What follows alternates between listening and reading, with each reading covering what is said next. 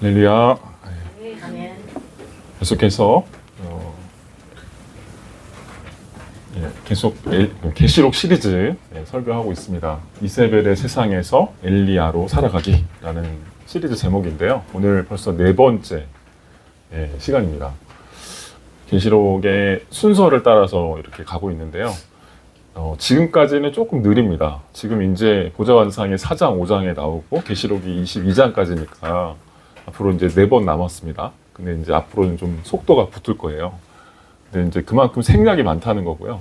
그리고 큰 주제만 다룬다라고 한 겁니다. 오늘 보좌 환상에 대해서 살펴볼 겁니다.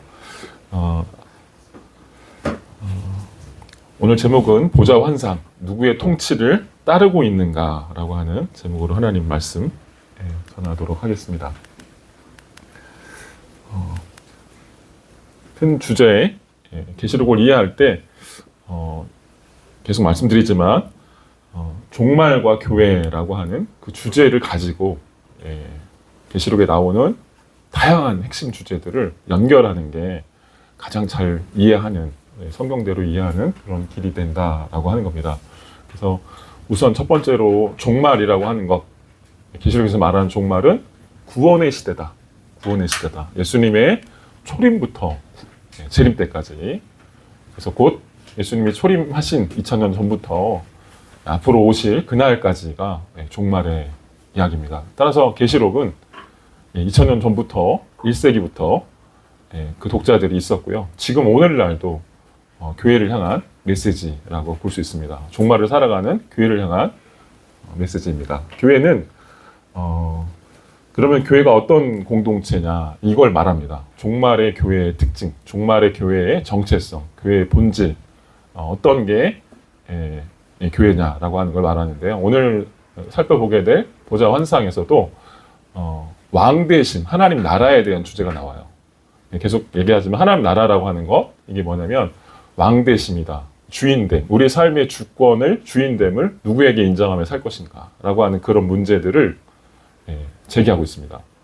그래서 그런 문제들을 오늘 다루게 될 겁니다. 그래서 하나님 나라는, 교회는 하나님 나라가 이루어진 개인과 공동체, 다시 말하면 하나님의 통치를 따르려고 믿음으로 고백하는 공동체, 또 하나님의 왕되심, 하나님의 주인되심을 삶으로 고백하고 또 그것을 가장 귀한 삶의 본질로 여기는 사람과 공동체를 교회라고 말한다라고 하는 것이죠. 근데 이런 주제 안에서 이제 다양한 심판, 또 우상 숭배, 이런 주제들을 껴 맞출 때 계시록을 잘 이해할 수 있게 됩니다. 오늘 역시 가장 강력한 주제는 오늘 4장과 5장에 나오는 보좌 환상입니다. 어떤 분들은 계시록 연구가들 중에서 어떤 분들은 계시록의 핵심장이 어디냐, 4장과 5장이라는 얘기를 합니다. 오늘 딱 그 4장과 5장이에요. 그만큼 핵심적인 주제를 말한다라고 얘기하는 것이죠. 그래서 하나님 나라에 들어가는, 또 하나님 나라의 백성라고 하는 이런 사람들이 꿈꾸어야 되고 바라보아야 될, 또 어디를 시선을 두어야 되는지를 말하고 있어요. 우선 이걸 보기 전에 그 당시 사람들의 시선을 한번 보죠. 그 사람들이 바라봐야 했던 1세기의 교회, 여러분과 같이 1세기에서 예수를 믿는 사람도 있었고요. 그 사람들 역시도 다양한 그런 유혹들을 받아야 했습니다. 근데 그 사람들이 받았던 그런 유혹은 계속해서 말씀드리지만 황제 숭배의 메시지들이었습니다. 황제를 숭배하라. 황제가 모든 것이다. 황제가 너희에게 모든 것들을 다 줄 것이다. 그리고 황제를 숭배하는 것만이 너희의 인생의 가장 목표가 되어야 한다라고 하는 거를 굉장히, 오늘날 같으면 이게 말이나 돼? 라고 얘기하겠지만 당시에는 이런 강력한 왕권이 중시되던 사회였기 때문에요. 이게 누구냐면 아우구스투스라고 하는 사람입니다. 누가복음에 보면, 누가복음 1장에 아구스도라고 하는 사람이 나오는데요. 아구스도 때 예수님이 태어났다 이런 표현이 나오는데 그 아구스도가 이 아우구스투스입니다. 이 아우구스투스 때 무슨 일이 있었냐면 로마의 평화, 팍스 로마나라고 얘기하는 그런 어떤 팍스 아메리카나라고 요즘 이렇게 얘기하죠. 그게 이제 여기서 나온 표현인데요. 로마의 평화, 로마가 평화의 중심이다. 로마가 평화로 가는 길이다. 뭐 이런 얘기들을 할 정도로 로마의 통치가 아주 강력했던 그런 시대라고 볼 수 있습니다. 이 통치가 너무 강력해지니까 나중에는 초기의 로마의 한 초기 4세기까지는 황제 숭배가 없었습니다. 근데 이때부터 이제 황제 숭배가 본격화되기 시작합니다. 그래서 이런 그 황제에 대한 흉상들이 나오기 시작하고 이게 뭐냐면요. 지금은 프랑스에 있다고 하는데요. 이게 이 아우구스투의 신전이에요. 아우구스투스를 섬기던, 숭배했던, 예배를 드렸던 신전들입니다. 그래서 이런 신전들이 나타나기 시작합니다. 신전만 나오는 게 아니라 생활 속에 이런 동전들, 화폐를 거래하는 동전들에도 황제, 이 아우구스토의 이 흉상이에요. 아우구스토를 이렇게 주조해가지고 그린 거고요. 그리고 이것도 역시 아우구스투스의 이런 그 흉상들입니다. 이건 또 그 다음 시대에 있었던 다른 황제들의 동전입니다. 여기 보면 이게 지금 이 황제거든요. 근데 황제가 한쪽에는 승리를 들고 있어요. 승리를 들고 있고 한쪽에는 뭘 들고 있냐면 홀을 들고 있습니다. 홀, 이렇게 지팡이 있죠. 지팡이를 들고 있습니다. 이 지팡이는 강력한 이 통치 권세를 말하는 것이고요. 강력한 힘. 그리고 이 승리라고 하는 거는 우리도 사실 그렇게 생각하잖아요. 예수를 믿는 종교를 믿는 중에 하나가 잘 됐으면 좋겠다. 형통했으면 좋겠다. 근데 이 당시의 사람들은 황제를 믿으면 내 길이 다 형통할 것이다. 승리할 것이다. 라고 하는 그런 메시지를 항상 들어야 했다라는 거예요. 그리고 황제 숭배를 요구받았습니다. 이제 이런 황제 숭배를 했냐 안 했냐라고 하는 게 중요한 게 아니고요. 이런 황제 숭배에 대한 이야기들은 강력한 사회적인 시스템을 만들어내기 시작했습니다. 이게 문제예요. 이게 문제입니다. 이제 지금 보여드리는 이 제도인데요. 로마를 구성하는 사회 제도의 시스템입니다. 권력 피라미드, 로마 황제가 만들어내는 이 로마 황제의 권력이 어떻게 흘러가는지를 보여주는데요. 황제가 맨 꼭대기에 있어요. 황제와 제국. 그리고 그 다음에 각 그 황제가 다스리는 영토의 왕들이 있죠. 그 봉건 군주 같은 그런 왕들이, 조그만 그런 왕들이 있는 것이고, 그 다음에 그 밑에 있는 유지들, 장군이나 부자나 권력가, 그리고 자유 시민들, 그 다음에 맨 밑에 노예가 있습니다. 근데 이런 식의 이제 계층들이 생겨나기 시작하는데, 이 계층들을 어떻게 통치하냐면, 이겁니다. 절대적인 충성을 요구합니다. 절대적인 충성. 근데 이 절대적인 충성을 누가 만들어내냐면, 이거는 지금 황제는 계시록에서 말하는 첫 번째 짐승이에요. 첫 번째 짐승. 나중에 이제 다룰 겁니다. 두 짐승이 나오는데, 첫 번째 짐승, 바다에서 올라온 짐승, 이게 첫 번째 짐승인데, 이 첫 번째 짐승은 이 황제와 제국입니다. 황제에게 절대적인 충성을 해야 된다. 근데 그걸 누가 만들어내냐면 두 번째 짐승이 만들어내기 시작합니다. 이 두 번째 짐승은 누구냐?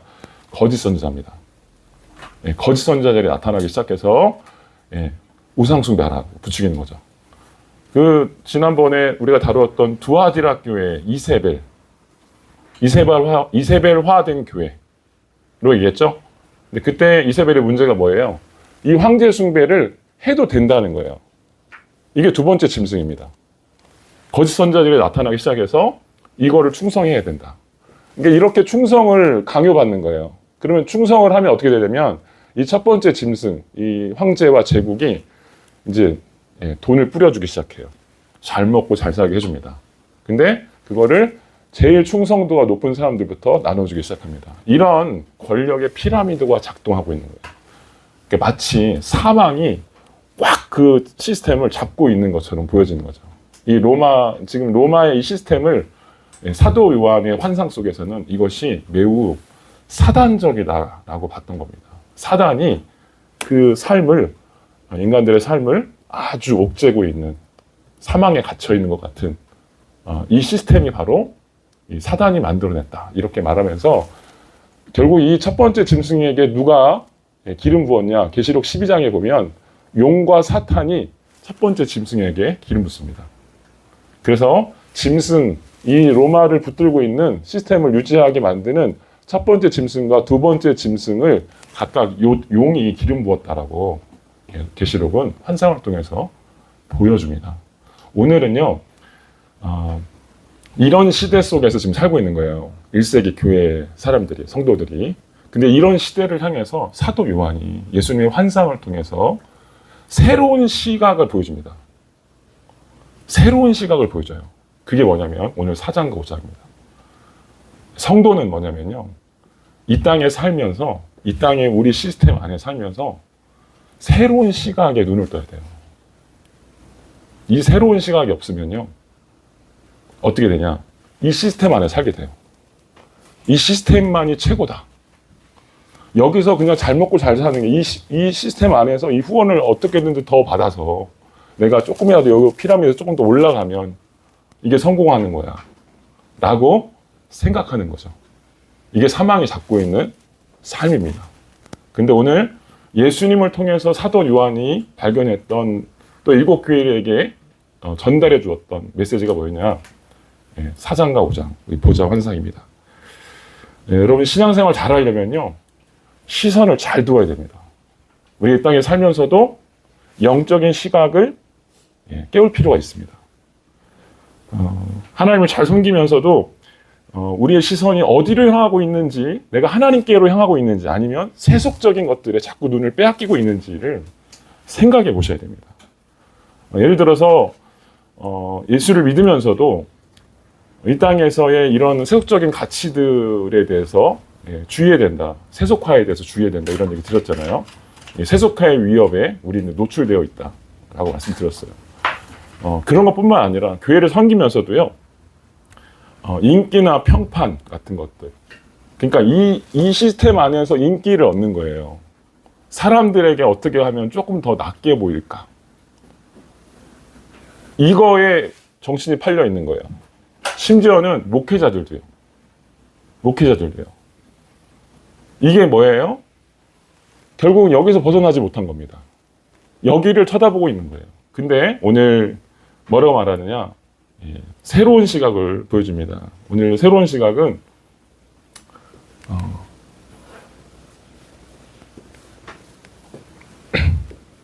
지금 이제 보여드렸던 그 장면은 뭐냐면, 교회가 이렇게 존재하고요, 하나님 나라를 상속받을 교회가 이렇게 존재하고, 그 위에 이 교회는 어디 현실 세계 속에서 어디 살고 있냐면 두 짐승이 통치하는 이 로마라는 제국 안에 살고 있어요.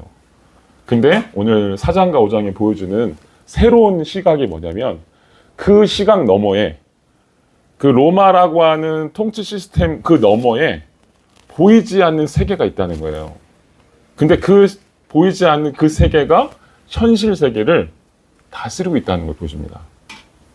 이게 바로 하나님이 통치하신 하나님과 어린 양의 보좌입니다. 그래서 4장과 5장은 하늘 보좌예요. 환상입니다. 4장이 뭐냐? 하나님이 앉으신 보좌. 5장이 뭐냐? 어린 양이 앉으신 보좌입니다. 그래서 각각 한 장씩 다뤄주고 있습니다. 계시록에서 이 드론, 이 헬라어로 보좌를 드론이라고 얘기하는데요. 이게 계시록 전체에서 38번 쓰였고, 4장과 5장에서만 무려 17번이 쓰였습니다. 절반 이상이 쓰였습니다. 그만큼 아주 보좌에 대한 강조가 드러나고 있는데요. 여기 하나 재밌는 것은 뭐냐면, 4장과 5장에 왜 각각 하나님의 보좌와 어린 양의 보좌를 보여주느냐라고 하는 거예요. 여러분, 우리가 기도할 때 누구한테 기도하죠? 하나님께 기도하죠. 근데 기도하고 난 다음에 맨 마지막에 이거 안 하면 이상하죠? 예수님의 이름으로 기도합니다. 왜 마지막 마침표를 예수님의 이름으로 기도합니다 라고 할까요? 4장과 5장 때문입니다. 4장과 5장 때문에. 우리는 하나님을 믿지만요, 하나님의 아들이신 예수 그리스도는 하나님의 뜻에 철저하게 순종하셔서 인류를 향한 대속 제물로 자기 몸을 찢으셨어요. 그래서 예수 그리스도는 죽기까지 죽임당한 이 어린 양으로 죽기까지 순종하신 죽임당한 어린 양으로 계시록이 묘사하고 있어요. 그래서 어린 양이라고 하는 표현이 죽임당한 어린 양입니다. 죽기까지 순종하신 죽임당한 어린 양.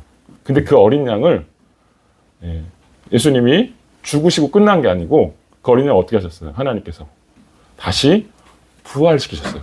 다시 살아나셔서 하나님의 생명으로 일으키셔서 다시 하늘로 올리셨어요. 이걸 뭐라고 하냐면 승천입니다.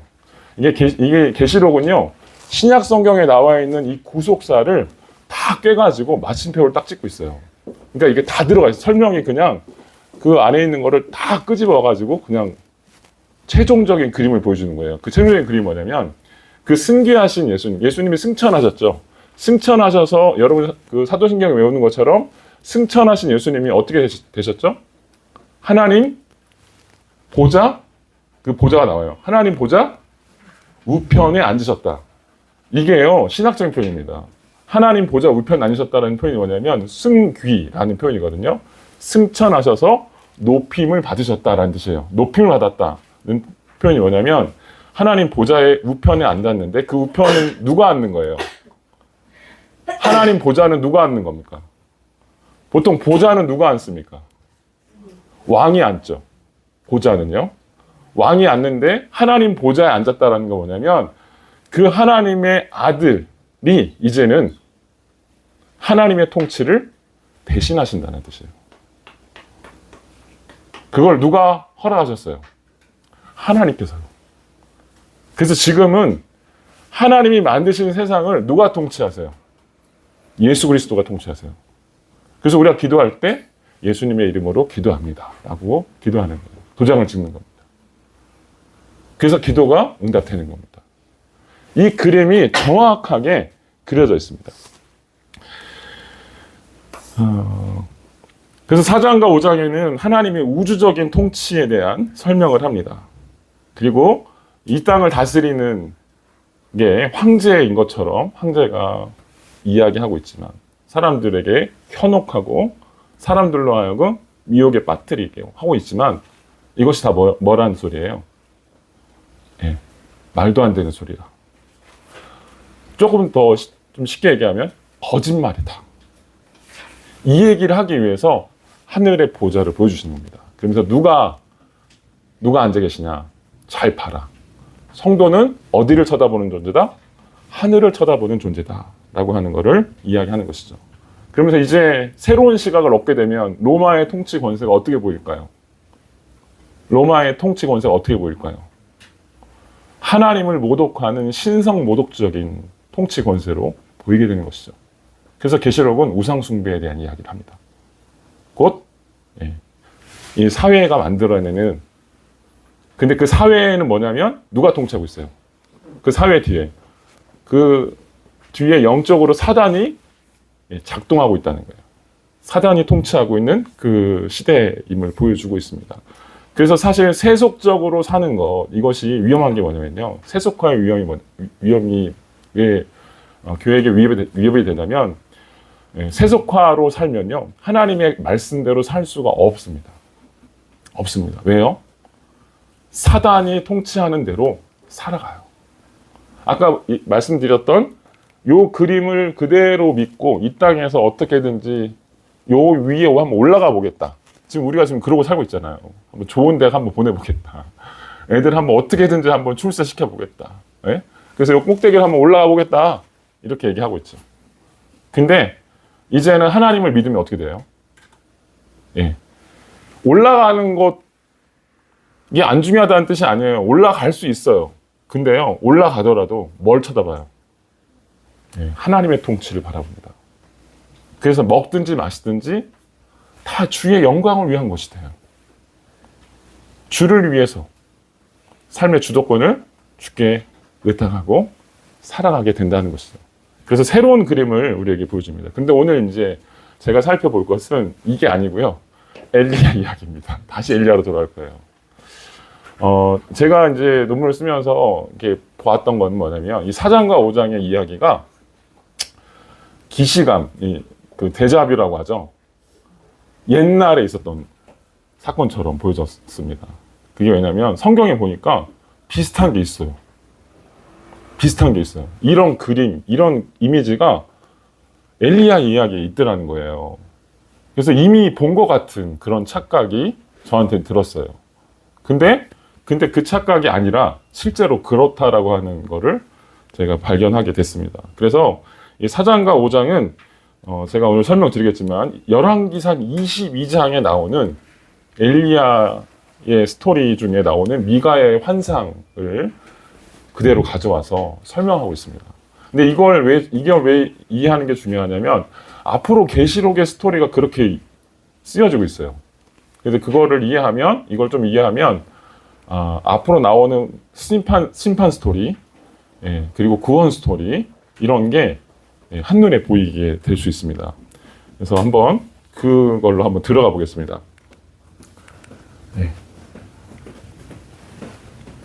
먼저 4장과 5장에 나오는 보좌에 대한 이야기를 한번 읽어보겠습니다. 이 4장의 2절에 보면 하나님이 앉아 계신 거예요. 한번 읽어볼까요? 4장 2절 시작.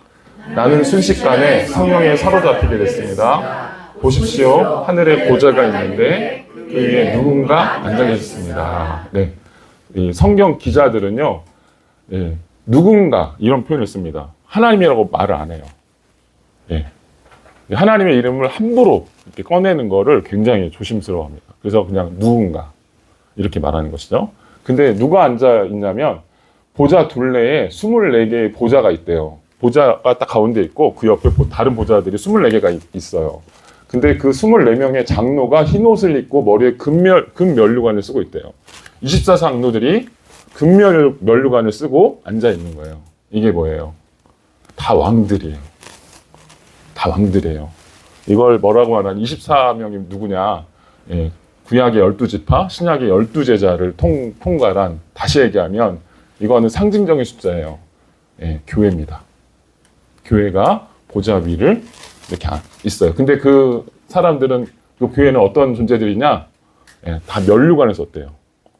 이건 이제 권세로, 정치적인 권세, 하나님의 통치, 뭐 이런 얘기를 하는 거예요. 이 통치라고 하는 그림은 뭐냐? 하나님의 왕되심을 인정한다. 이런 표현이에요.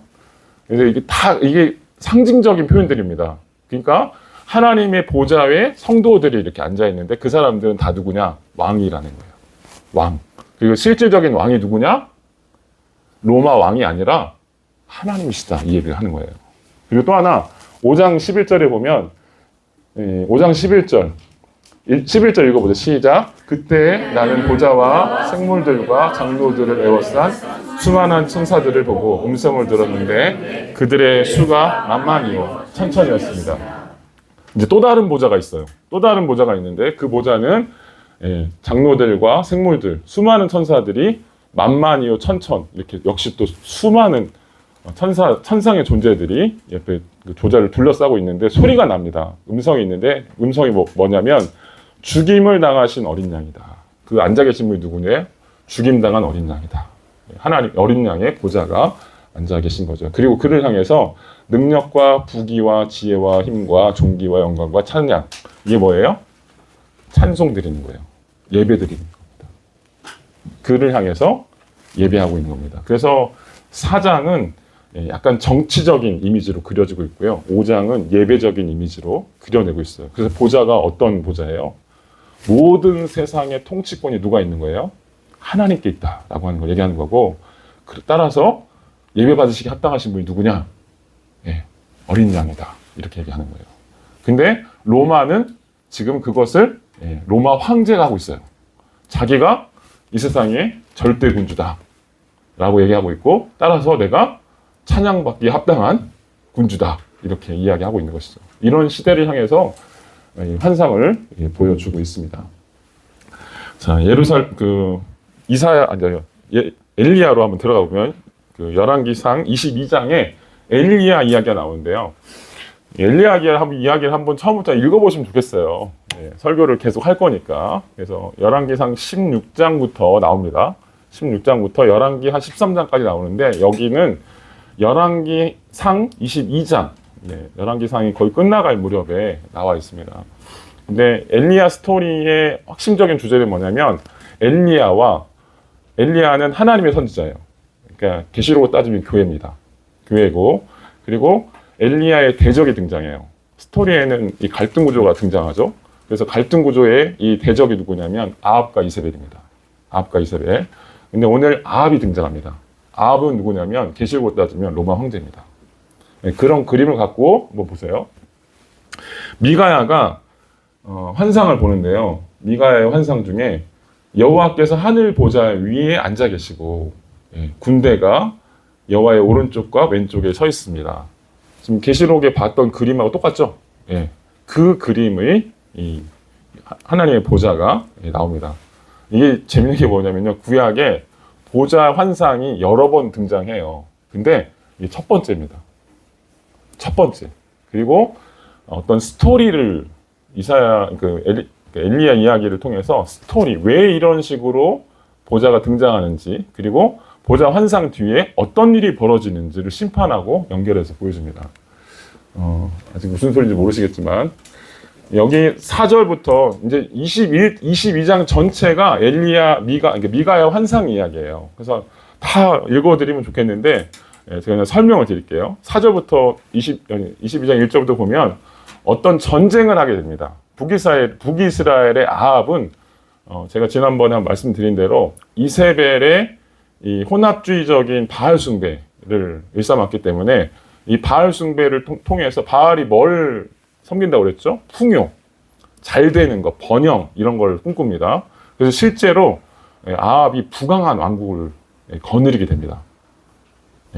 이걸 통해서 알 수 있는 게 뭐예요? 사단도 권세를 줘요.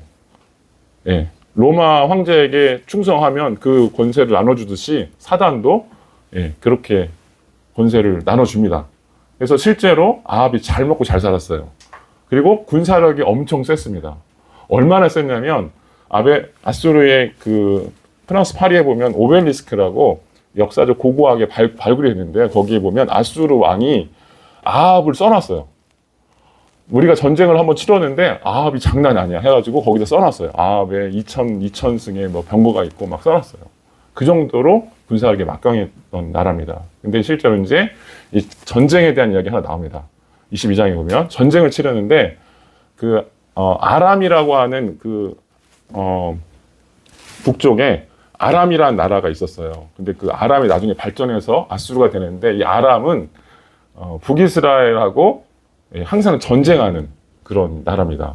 그러다 보니까 영토를 뺏기고 빼앗기고 뭐 이런 상황이에요. 근데 이제 그 중에 하나 이슈가 된 게 뭐냐면 길랏 나못이라고 하는 어떤 영토가 있는데 그 땅을 뺏겼어요. 그 땅을 뺏기고 나서 이제 다시 찾고 싶은 거예요. 다시 찾고 싶으니까 이제 아람은 땅덩이가 이스라엘보다 수십 배입니다. 중국하고 우리나라하고 중국하고 비슷해요. 그러니까 이제 그냥 혼자 싸우면 안 되니까 남북의 힘을 합칩니다. 그래서 여기 보면 여호사밧이라는 남유다. 이때는 남북이 친하게 지냈습니다. 우리나라처럼 남북으로 나눠졌었는데 남쪽에 있는 여호사밧하고 북쪽에 이스라엘, 이건 아합 왕이죠. 아합 왕하고 사이좋게 지내면서 전쟁을 또 같이 하기로 합니다. 같이 하기로 해서 힘을 합쳐서 전쟁을 하기로 합니다. 그래서 이제 전쟁하기 전에 여호사밧이 제안을 해요. 한번 하나님께 물어보자. 하나님께 물어보자. 그래서 선지자를 불러들여서 물어봅니다. 그래서 여기 여호사밧이 이스라엘 왕에게 이렇게 말했습니다. 먼저 여호와의 말씀이 어떤지 여쭤봅시다. 그러자 이스라엘 왕, 여기 아합 왕이에요. 아합 왕이 약 400명 정도 되는 예언자들을 모았습니다. 이 400명이 뭔지 아세요? 제가 그때 한번 말씀드렸는데 이세벨의 선지자, 왕궁에서 기르던 선지자가 몇 명? 450명 바알 선지자, 400명 아세라 선지자. 근데 450명 바알 선지자는 열왕기상 18장에 갈멜산에서 대결해가지고 다 죽였어요. 몇 명만 남았어요? 400명 남았는데 그 400명입니다. 그 400명의 아세라 선지자들한테 물어보고 있는데 지금 여기서 잘 읽어보셔야 되는 게 뭐냐면 여호사밧은 이렇게 얘기해요. 여호와의 말씀이 무엇인지 들어보자. 근데 여호와의 말씀이 무엇인지 들어보자라고 했을 때 이스라엘 왕 아합 왕의 반응이 뭐예요? 여호와의 선지자한테 가서 물어보는 게 아니고 아세라 선지자한테 물어봐요. 이거 무슨 얘기냐면요. 아세라 신앙과 바알 신앙과 여호와 신앙이 짬뽕이 됐어요. 짬뽕이 됐어요. 그래서 아세라를 섬기면서도 하나님을 섬긴다고 생각해요. 예, 그 땅의 번영을 추구하면서도 하나님을 섬긴다고 생각한다니까요. 어쨌든 이러면서 이렇게 물어봅니다. 그랬더니 제혼자들이 대답합니다. 가십시오. 그곳에 왕을 당신 손에 주실 것입니다. 이긴다는 뜻이죠. 자, 그리고 나서 여호사밧은 의심이 많은 사람이에요. 보니까 여호사밧 의심이 많아가지고 한 번 더 물어봅시다. 또 물어봅시다. 또 다른 선지자 없어요? 이렇게 물어봅니다. 그랬더니 내가 한 명 있다. 이렇게 물어보는데 여호와께 여쭤볼 수 있는 다른 선지자 없습니까? 이스라엘 왕이 나에 대해서는 좋은 예언은 하지 않고 항상 나쁜 예언만 해서 내가 기분 나빠하는, 내가 싫어하는 선지자 하나 있어. 그 사람 한번 불러볼까? 불러보라는 거예요. 그래서 그 사람을 데려오는데 그 사람이 누구냐면 미가야입니다. 미가야라는 이름이 나오기 시작하고, 그래서 이스라엘 왕과 여호사밧이 그러면서 이제 그 미가야가 오기를 기다립니다. 근데 10절이 참 재밌게 표현해놨어요.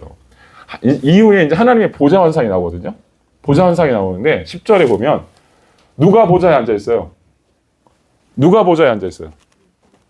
이스라엘 왕과 여호사밧 왕이 보좌에 앉아 있어요. 땅의 군주가 보좌에 앉아 있는 그림을 한번 보여줍니다. 그러면서 미가의 환상을 통해서 진짜 보좌에 앉아 있는 분이 누군지 아니? 라고 보여주는 거예요. 그 보좌는 온 세상을 통치하시는 분이에요. 그 그림을 보여주는 겁니다. 그래서 하나님께서 말씀하십니다. 근데 그 전에 미가야가 등장하기 전에 또 시드기야라는 사람이 하나 또 나타나요. 근데 이 시드기야도 왕에게 좋은 얘기만 하는 거예요. 좋은 얘기만. 아까 그 삼각형의 피라미드에서 보면 왕에게 좋은 얘기하는 사람이 누구예요? 두 번째 짐승, 거짓 선지자. 권력을 위해서, 권력이 나눠주는 것들을 얻어먹기 위해서 하나님의 뜻을 묻지 않고, 또는 하나님의 뜻에 신실하게 행하지 않고 권력을 따라서 자기 마음대로 이익을 위해서 돈 주면 그냥 평강을 외치는 거예요. 이게 거짓 선지자입니다. 어쨌든 이 시드기야도 승리를 얻는다. 다른 예언자들도 똑같이 승리를 얻는다. 이렇게 얘기합니다. 드디어 이제 미가야가 나타납니다. 미가야가 19절부터 23절까지 나오는데, 미가야 선지자가 말을 이어요. 근데 뭐라고 하냐면, 여호와의 말씀을 들으십시오. 여호와께서 하늘 보좌에 앉아 계시고 모든 군대가 여호와의 오른쪽과 왼쪽에 서 있습니다. 지금 아까 계시록 4, 5장에서 봤던 그 그림이 그대로 지금 머릿속에 그려지시죠? 하나님이 보좌에 앉아 계시고 천상의 존재들이 그 보좌를 둘러서고 있는 겁니다. 그리고 거기서 뭘 하냐면, 보통 보좌의 이미지가 나올 때는 뭘 하냐면 회의를 합니다. 어떤 회의를 할까요? 땅을 통치하는 회의를 해요. 그러니까 이제 원탁에 앉아서 왕들이 회의하는 그 장면을 보여주는 거예요. 근데 20절에 뭐라고 하냐면, 어떤 회의를 하냐면, 누가 아합을 속여 길랏 라못에 올라가서 죽게 하겠느냐. 아합을 죽일 회의를 하고 있어요. 하나님께서요. 심각하죠. 지금 아합은 자기가 살 수 있다고 생각하고 자기가 땅의 통치자로 생각하고 있는데, 하나님이 위해서 지금 아합을 죽일 생각을 하고 계세요. 그러면서 이미 결정됐어요. 그리고 누가 어떻게 하면 아합을 죽일지를 한번 생각해보자, 이렇게 얘기합니다. 그때 이제 막 누가 이렇게 하다가 한 영이 앞으로 나옵니다. 나와서 제가 그를 속이겠습니다. 라고 얘기하면서 이렇게 얘기합니다. 제가 나가서 거짓말하는 영이 돼서 아합의 모든 예언자들의 입에 들어가겠습니다. 실제로 지금 앞에서 있었던 모든 선지자들이 다 거짓말하고 있다는 얘기예요. 근데 이거를 미가야가 보고 이야기해 주는 겁니다. 그래서 여호와께서 말씀하셨습니다. 너는 그를 잘 속이고 그가 속아 넘어가게 할 것이다. 가서 그렇게 해라. 그러면서 실제로 거짓말하는 영이 지금 당신을 죽이려고 하고 있습니다. 거짓 선지자들이 지금 당신을 죽이게 할 겁니다. 당신은 지금 전쟁에 나가면 죽습니다. 이렇게 얘기합니다. 그래서 여호와께서 왕의 모든 예언자들의 입에 거짓말하는 영을 불어 넣으셨습니다. 여호와께서 왕에게 재앙, 죽게 할 겁니다. 당신 나가면 죽습니다. 이렇게 얘기하는 것이죠. 이 얘기를 듣고 아합이 어떻게 했을까요? 회개했을까요? 회개하지 않습니다. 오히려 미가야를 뺨을 때리고요. 미가야를 감옥에 가둡니다. 무슨 얘기예요? 우상숭배자들은요. 우상숭배하잖아요. 하나님의 말씀이 들려와도 거부하고요. 대적하고 마음을 닫습니다. 그 성경에 보면 예수님이 뭐라고 말씀하셨냐면 예수님이 하나님 나라 비유를 설명하시면서 외인들에게는 내가 그 뜻을 알려주지 않겠다. 그들은 내 하나님의 말씀을 들어도 마음이 오히려 완악해질 것이다. 이런 얘기를 합니다. 여기서 외인이 뭐예요? 우상숭배자입니다. 우리가 세상의 가치에 찌들어서 살잖아요. 그러면 하나님의 메시지에 대해서, 하나님의 말씀에 대해서 절대 이해할 수도 없고요. 그리고 반응할 수 있는 마음이 없어요. 그래서 예수 믿으면 어때요? 사람들이 내가 오늘 갑자기 예수를 믿게 됐어요. 예수를 믿게 됐어. 그래서 제가 이제 교회를 다니게 됐거든요. 진짜 하나님 계셔요. 이런 얘기하면 뭐라고 할까요? 너 미쳤니? 이런 반응이 옵니다. 왜요? 완악해서요. 이걸 보여주는 거예요. 그래서 선지자를 가두고 그리고 전쟁에 나갑니다. 그래서 22장의 마지막 그림이 뭐냐면 이 환상이 끝난 다음에 아합이 전쟁을 하러 나가는 장면이에요. 어떻게 됐을까요? 전쟁터에 나가서 죽습니다. 죽어요. 그리고 아합의 심판. 근데 여기서 재밌는 게 뭐냐면 여기서 이걸로 끝나지 않습니다. 심판이 여기서 끝나지 않아요. 하나님께서 지금 하나님의 보좌가 뭘 하고 있어요? 이 땅을 통치하는 그림을 심판을 통해서 보여주고 있어요. 내 이 땅을 심판한다 라고 하는, 그것도 가장 강력한 권세인 이 땅의 군주를 심판하는 것이죠. 그러면서 그 그림을 보여주는데 이후에 열왕기 하로 넘어가면 그 심판이요 계속 이어집니다. 그러니까 한 번 끝나는 게 아니고 계속 심판이 임해요. 열왕기하 1장에 가면 아하시아라고 하는 아합의 아들이 나오는데요. 이 아합의 아들이 엘리야를 핍박하고 엘리야를 죽이려고 합니다. 근데 엘리야가 도망쳐가지고 산속에 들어가요. 산속에 들어가니까 이 아하시아가 군대를 끌고 잡으러 갑니다. 죽이러 갑니다. 그러니까 어떤 일이 벌어지는지 아세요? 하나님이 심판하십니다. 어떻게 심판하세요? 하늘에서 불이 떨어집니다. 하늘에서 불이 떨어져가지고 다 죽여버려요. 이게요, 계시록에 그대로 나옵니다. 계시록에 그대로 나와요. 또 하나, 이세벨이 아합의 그 와이프였어요. 이세벨이 아합의 와이프인데, 이세벨이 다산을 꿈꾼다고 말씀드렸죠. 다산, 그리고 풍요. 그래서 아기를 낳는데요. 아들을 낳는데 몇 명 낳는 줄 아세요? 당시에 고대 근동에서, 그러니까 옛날도, 우리나라도 조선시대도 비슷한데, 후사를 낳을 때 몇 명 낳으면 좋을까요? 많으면 많을수록 좋죠. 많으면 많을수록 좋아요. 그래서 왕자를 낳았는데 몇 명 낳은 줄 아세요? 70명을 낳았습니다. 70명을 낳았어요. 이제 무슨 얘기냐면요. 이건 뭐냐면 이것도 일종의 이제 실제로 낳았다는 표현일 수도 있고, 또 하나는 강력한 상징이에요. 77과 10이라는 숫자를 통해서 강력한 왕권을 구축했다는 뜻이에요. 그죠? 70명의 왕권을 70명의 아들을 둬가지고 강력한 왕권을 구축했어요. 실제로 고대 근동내에서 군사력도 세고 잘 사는 나라였고 상업적으로도 부강했습니다. 굉장히 잘 사는 나라였어요. 근데 70명의 이 아들들이 어떻게 됐을까요? 어떻게 됐을까요? 한순간에 죽습니다. 하루아침에요. 하루아침에 하나님께서 말씀하시니까 하나님의 심판이 임해가지고 어떤 예후라는 사람이 등장해서 그 아들들의 심판을 주도합니다.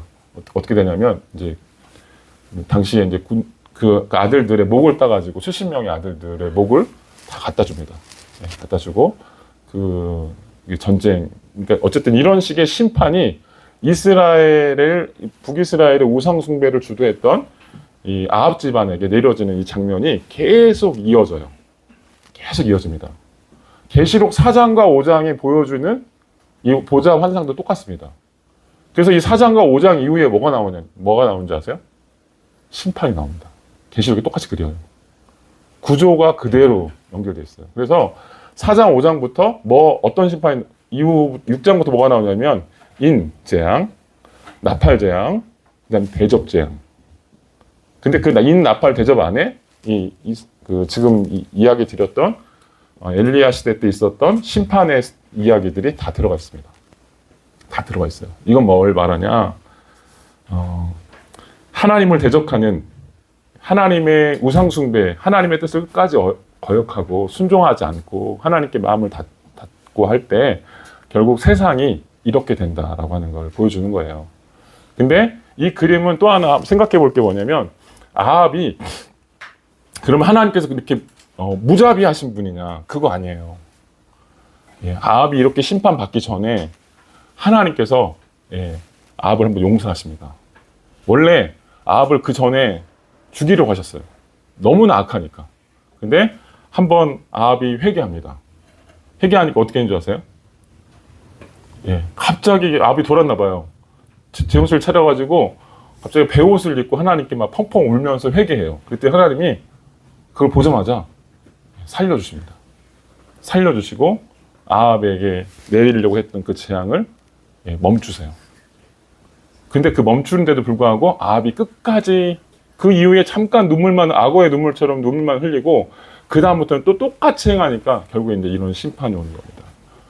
예, 이런 걸 그림을 보여주는 거예요. 이런 그림을 보여주면서 지금 우리가 어떤 시대 속에 살고 있는가 한번 생각해 보게 만드는 겁니다. 한번 생각해 볼 게 뭐냐면 이겁니다. 여기서 제일 중요한 게 뭐냐면 거짓말하는 영. 지금 아합의 실체가 뭐냐면요. 아합이라는 군주, 세상 군주예요. 세상이 작동하는 방식입니다. 근데 그 세상이 작동하는 그 방식의 실체 본질은 뭐냐면 뭐가 붙잡고 있냐면 거짓말하는 영이 붙잡고 있다는 거예요. 거짓말하는 영.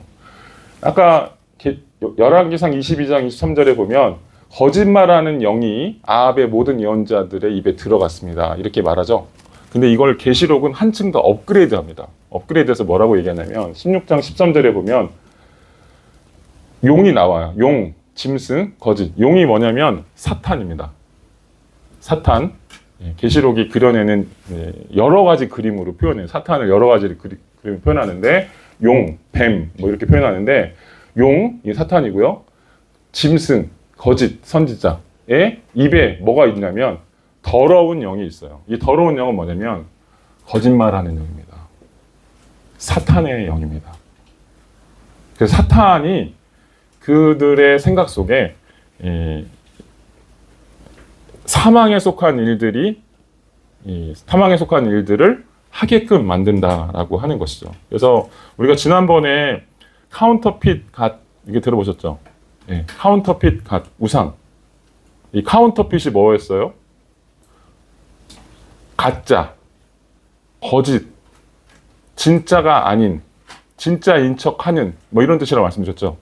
이 카운터핏에 해당하는 헬라어가 뭐냐면 푸슈도라는 단어인데요. 그 푸슈도라는 단어가 여기 있습니다. 거짓.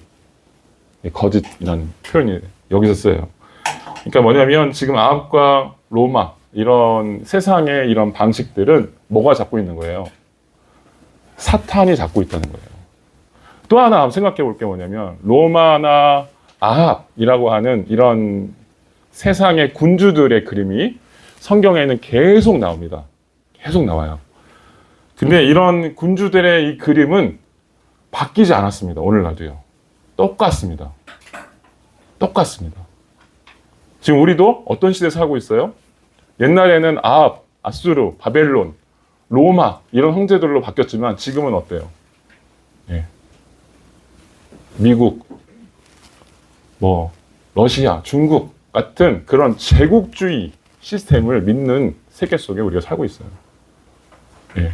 그래서 사실 우리도요, 1세기의 교회가 살고 있는 상황과 별반 다르지 않습니다. 그리고 그들이 이야기하는 제국주의 시스템이 만들어낸 시장경제, 시장경제에서 뭐예요? 지금도 이들이 뭐예요? 서로 전쟁하고 있어요. 어떤 전쟁?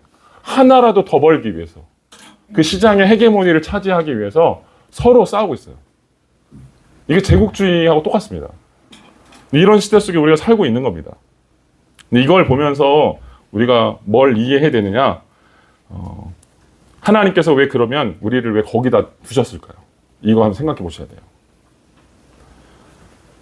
옛날에 이스라엘 백성들이 출애굽을 경험했을 당시에 그들이 있었던 땅이 어디예요? 애굽이라는 땅이었어요. 애굽에 바로가 있는 땅이었습니다. 그리고 그들이 나중에 가나안 땅에 들어갔을 때도 가나안이라고 하는 군주들이 있었습니다. 그리고 그런 세상 속에서 우리가 여전히 교회로 존재하도록 하나님이 내버려 두셨다는 거예요. 여러분, 우리가 이렇게 생각하는 경우가 많아요. 이제 예수를 믿었으니까 빨리 천국 갔으면 좋겠다. 하나님, 저 이제 좀 제발 머리 아픈 일 좀 없었으면 좋겠어요. 이렇게 생각하잖아요. 빨리 천국 갔으면 좋겠어요. 이렇게 생각하잖아요. 근데 하나님은 그렇게 생각하지 않으세요. 우리를 천국 시민으로 만들어 놓고 그 땅에 살라고 그래요. 로마의 그 상황 속에 하나님 우리를 그냥 덩그러니 내버려 두신다니까요. 그리고 거기서 살라고 말씀하시는 거예요.